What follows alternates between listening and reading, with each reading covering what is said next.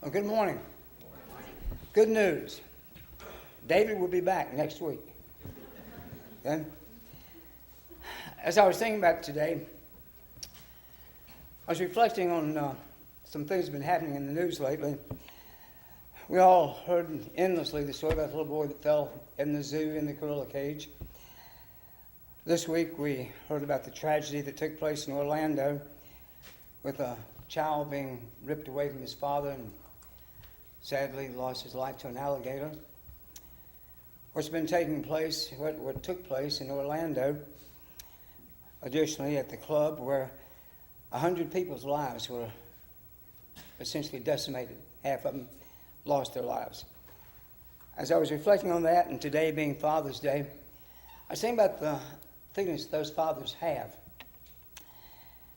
I can't even begin to imagine what the father that had his 2-year-old ripped from his hands by an alligator.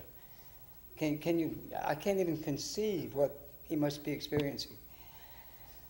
All the fathers that had children that were at that club that evening. The tragedy of it. And it got to me to reflecting, and I was thinking about when God knowingly, willingly, allowed his son to come to earth, to be born of woman, to live among man. Jesus wasn't predestined to go to the cross. It was his willing choice. But God had foreknowledge. He knew what was going to happen. And he allowed it to happen. And that got me thinking about today's scripture. John 3:16, for God so loved the world, he gave his only begotten Son, that whosoever believeth in him shall not perish, but have everlasting life. As I thought about it and was reflecting on what I'd like to talk about today, I came up with some things that might be a little non-traditional in terms of a lesson from the pulpit. But I think it's appropriate. In the city of Chicago, one cold, dark night, blizzard was setting in. A little boy was selling newspapers. Had no mother and father.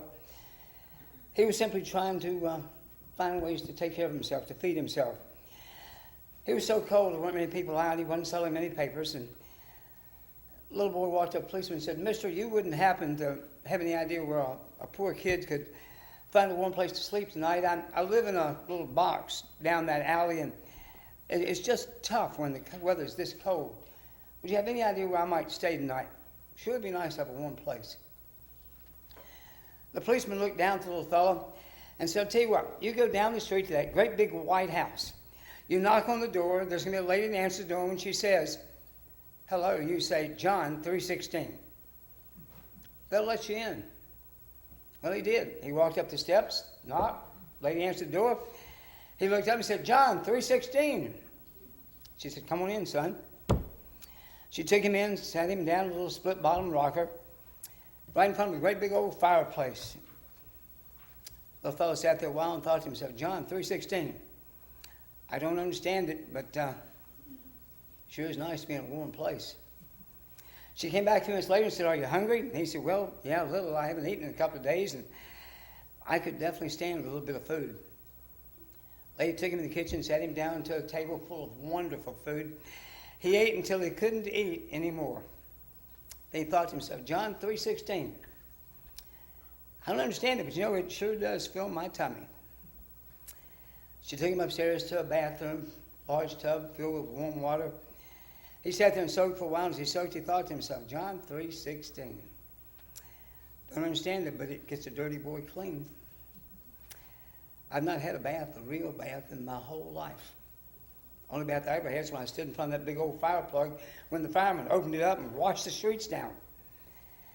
Lady came in, got him. She took him to a room, tucked him into a big old feather bed. She pulled the covers up around his neck and kissed him goodnight.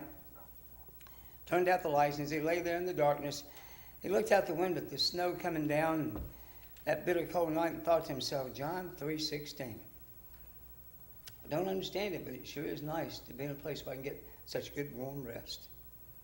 Lady came back up and took him down the next morning to that same big table packed with food. After 8, she took him back to that same big old split cane rocker in front of that big fireplace, and she picked up a Bible. She sat down in front of him, looked into his young face, and said, "Do you understand John 3:16? "No, ma'am, I don't." First time I ever heard it was last night when the policeman told me to use it to come see you. She opened the Bible to John 3:16 and began to explain to him about Jesus. Right there in front of that big old fireplace, he decided that this was someone he could support, someone he could believe in. He decided he was going to follow Jesus. John 3:16. I'm not sure I understand it, but it sure does make me feel safe. You know, I'm considerably older than that young fellow you see on the screen. And I have to confess to you, I don't understand it. John 3:16. God willingly gave his only begotten Son, knowing what the people of this earth were going to do to him, knowing the trials he would face, the punishments he would face, the beating, the scourging, the humiliation, the assaults, the crucifixion. God knew every bit of that before he allowed him to come. As a father, I cannot imagine knowingly allowing one of my children to be exposed to that. But God loved us enough that he did. He loved us enough to send his only begotten Son. Sure does make life worth living, doesn't it? You know, we take so much for granted.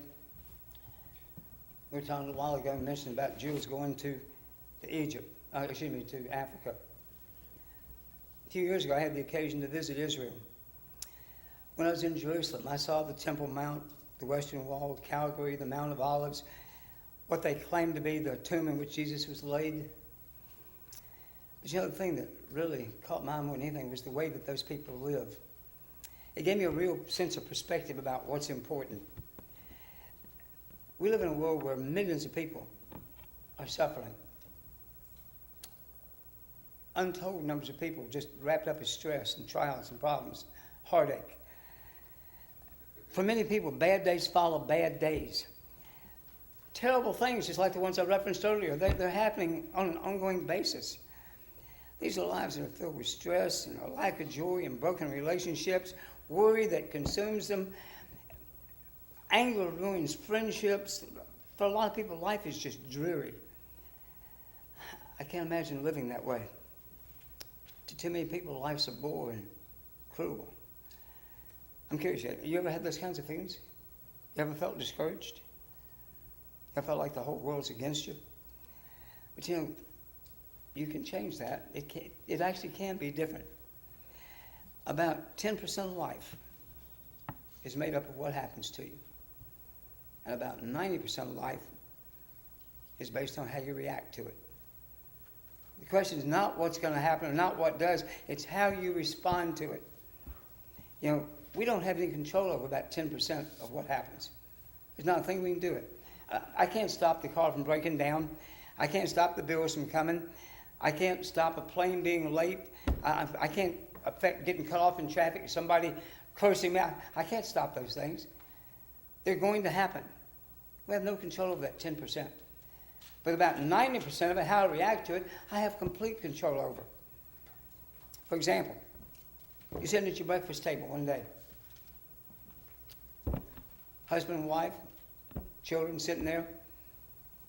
Your spouse puts that coffee cup down.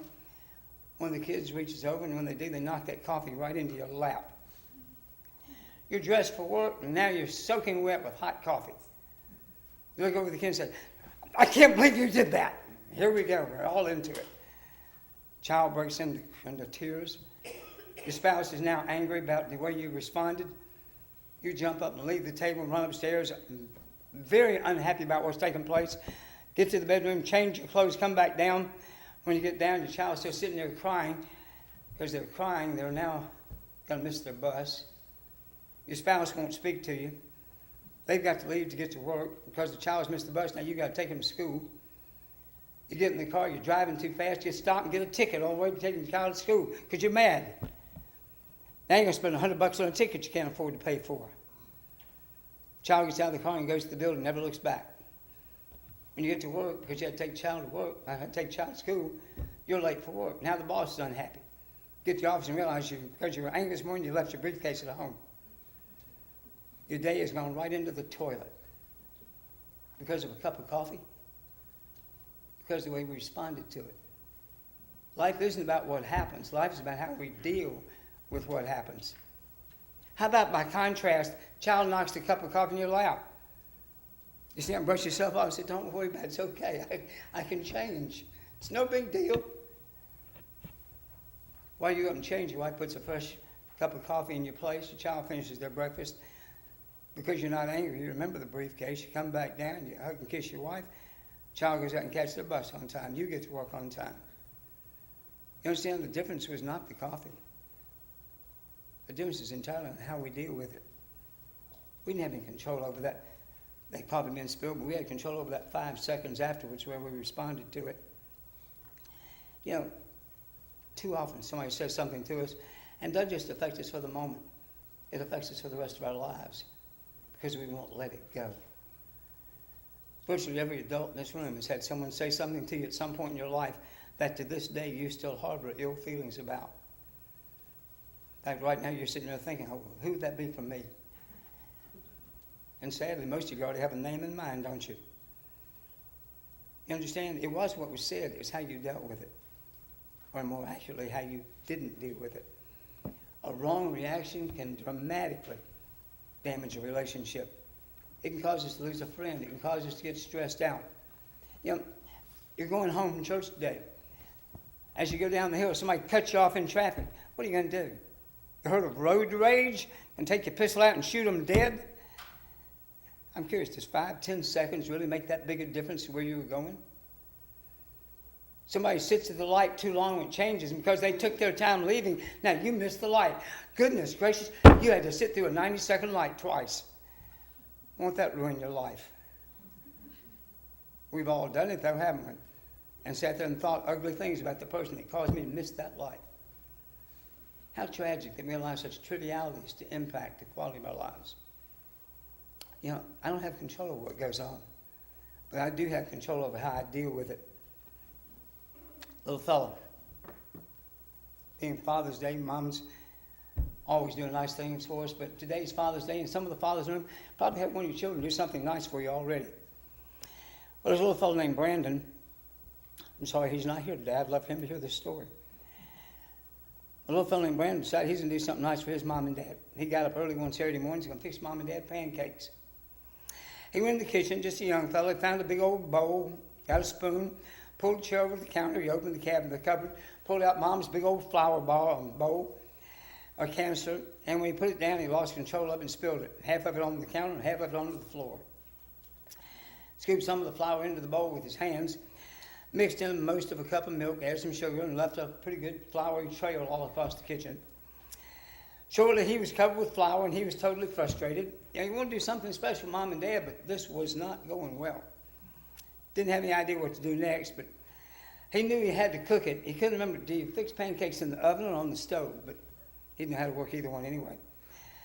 He turned around the stove and saw his cat walking through the flour on the floor, putting little cat marks all across the kitchen.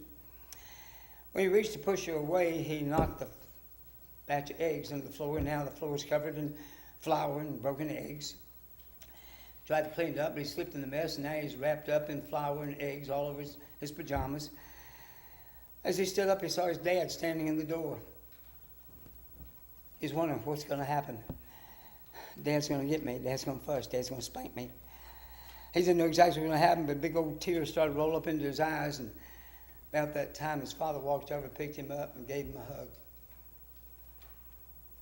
He picked him up, got flour and sticky eggs all over his own pajamas. But you know, that's pretty much how God deals with us. We try to do something good in life, but sometimes it turns into a mess. It just doesn't go the way we planned. Our marriage gets all sticky, or we insult a friend, or we can't stand our job, or our health goes south on us. Sometimes we just stand there in tears because we can't think of what else to do. That's when God picks us up, and He loves us, and He forgives us. Even though sometimes when He does it, our mess gets all over Him. Just because we fail, we can't stop trying to make things right.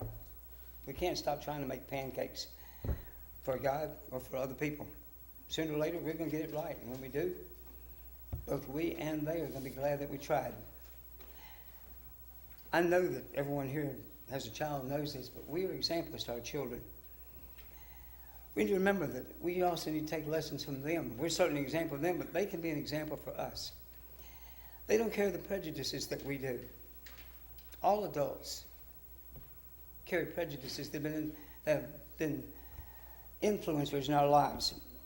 But kids don't have those yet. They still see things so clearly. They have the innocence to share what they see. There was an author, and I'm sorry, the author is unknown. I researched it 2 or 3 different ways, and everything I found said unknown. They wrote an article entitled Big Mud Puddles and Sunny Yellow Dandelions. And I think it puts things in perspective. When I look at a patch of dandelions, I see a bunch of weeds going to take over my yard. Kids see flowers from mom, blowing white stuff you can wish on. When I look at a homeless person and they smile, I see a smelly, dirty person, probably just wants money. How many times have you sat at the intersection and seen the person with the homeless sign? They got the big grin, they're waving. You do everything in the world not to make eye contact with them. Kids see somebody smile and they just smile back. When I hear music that I love, I know I can't carry a tune, so I don't have much rhythm. I just sit self-consciously and listen to the music. Kids feel the beat and they move to it and they sing out the words, and if they don't know them, they make up their own, and that's okay. When I feel the wind on my face, I brace myself against it, and I feel it messing up my hair and pulling me backwards when I walk. Kids just close their eyes, spread their arms, and they fly with it until they fall down and laughing. When I pray, I say thee and thou and grant me this and give me that. Kids say, hi, God. Thanks for the toys and my friends, and keep the bad dreams away. And I don't want to go to heaven yet. I'd miss mom and dad.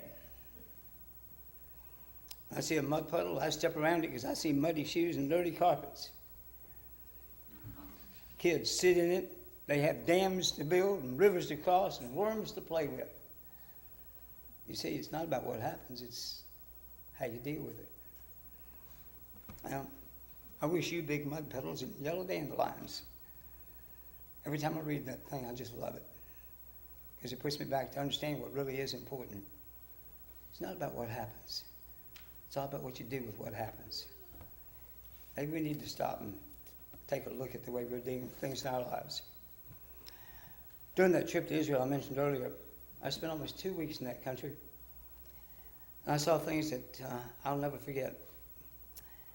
I was in a McDonald's where I had to go through a metal detector to get in the building and be frisked by an armed guard inside the door of the McDonald's.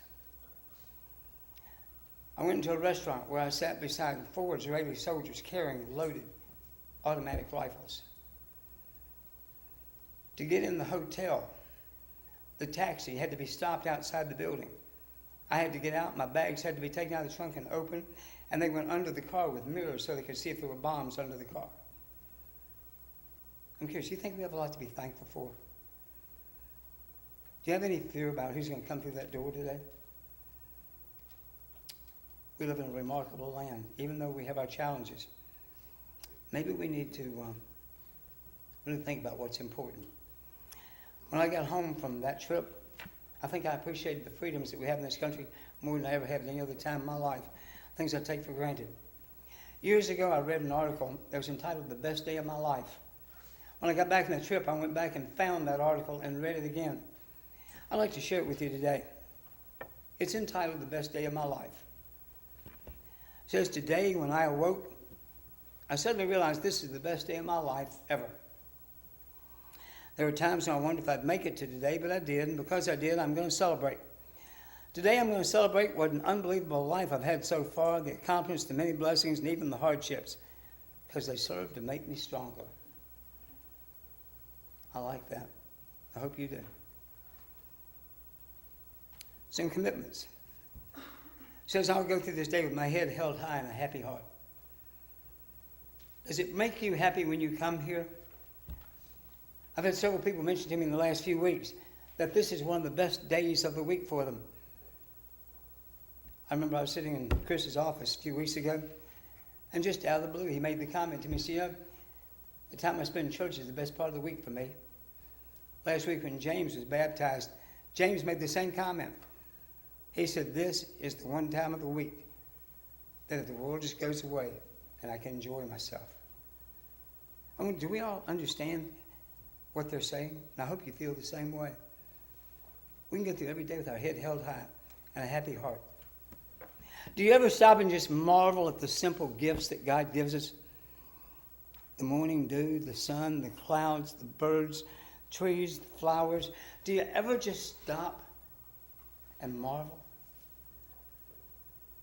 I was going out to church last Sunday, and as I was walking out the door, Ruth caught me in the foyer, and she always comes over and gives me a hug. Boy, that's the highlight of Sundays. Before I got to the door, Brooke was holding it open, and before I got to her, she held her arms out. I didn't solicit it. You want to talk about small gifts and big miracles? That one's one to me. I love it when Joseph catches me in the foyer, comes over, gets me by the finger, and drags me in to get a popsicle. He has no idea how happy that makes me. He's going to eat the popsicle, but I get the joy from it. Life isn't about what happens. It's how you react to it. I'm going to make a commitment that I'm going to let those miracles be a big part of my life. I'm not going to let them escape my notice. I want to share my excitement for life with other people. Do you? Are people, do they feel uplifted because you arrive, or are they excited when you leave? Do you brighten a room by your arrival or your departure? Because one of the two happens every time you enter or leave a building. When people see you stand at the door, do they look forward to speaking to you, or do they try to find some way to avoid you? Do you understand the difference is almost invariably what the way they've seen you, based on the way they've seen you react before. If the idea of being close to you brings joy,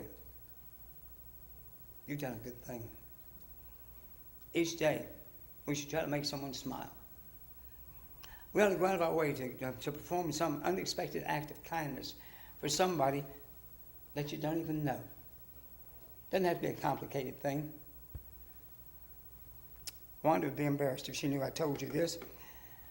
We were at a Hardee's a few days ago having breakfast. She had placed her order. She had stepped to the side waiting for it to come.